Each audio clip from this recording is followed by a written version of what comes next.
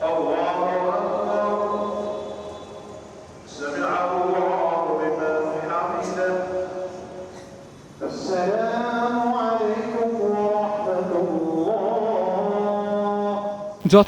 ধর্মীয় মর্যাদা ও ভাব গাম্ভীর্যের মধ্য দিয়ে পালিত হলো পবিত্র লাইলাতুল কদর। জাতীয় মসজিদ বায়তুল মোকাররমে মহিমান্বিত রজনীর গুরুত্ব তুলে ধরে হয় আলোচনা। এছাড়া কোরআন তিলাওয়াত ও দোয়ার আয়োজন করা হয়।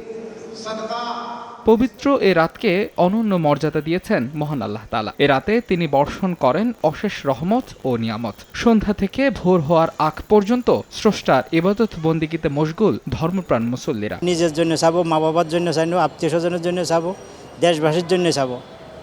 আল্লাহ যেন সবাইকে মাগফিরাত কামনা করে। আল্লাহর কাছে হাত তুলে এই ফরিয়াদ করব যে উচ্চবিত্ত মধ্যবিত্ত এবং নিম্ন আয়ের যারা আছেন তারা সকলের জন্য আসন্ন ঈদে সুন্দরভাবে ঈদ করতে পারেন।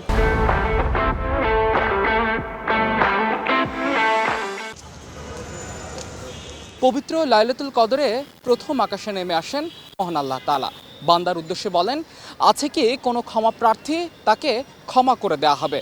তাই তো স্রষ্টার কৃপা পেতে রাতভর ইবাদত বন্দিগিতে মশগুল ধর্মপ্রাণ মুসল্লিরা। হাজার মাসের চেয়ে শ্রেষ্ঠ রজনীতে মসজিদে মসজিদে ঢল নামে মানুষের। নিজ পরিবার, দেশ ও জাতির মঙ্গল কামনা করে দোয়া করেন তারা। দেশের মধ্যে যে সংকটময় পরিস্থিতি বিরাজমান আছে, এর থেকে উত্তরণের জন্য বিশেষভাবে প্রার্থনা করা। আমার জীবনের যত গুনাহ আছে, আমার বাবা মা, আমার উস্তাদ, শিক্ষকবৃন্দ, আল্লাহ পাক যেন উম্মতে মুহাম্মদীর সকলের জীবিত মৃত সকলের গুনাহ মাফ করে দেন। বর্তমান সিচুয়েশন আমাদের দেশটা এখন চলতেছে, আল্লাহ জান্নাকে সবাইকে শান্তিতে রাখে, সুস্থ রাখে। বিভিন্ন মসজিদে লাইলাতুল কদরের ইবাদত করেন বাংলাদেশে বসবাসরত বিদেশিরাও। সুন্দর রিলেশনশিপ থাকে, আন্ডারস্ট্যান্ডিং থাকে, এক दूसरे সাপোর্ট করে মানুষ, এটাই তো। हमने यही मांगा कि मतलब जो हमारे जो माह सियाम में हमने रोज़े रखे वो सब তো আল্লাহ কবুল করে। কদরের এই রাতে আল্লাহর নৈকট্য ও রহমত লাভের আশায় সারা রাত ইবাদতের মাধ্যমে কাটান ধর্মপ্রাণ মুসল্লিরা।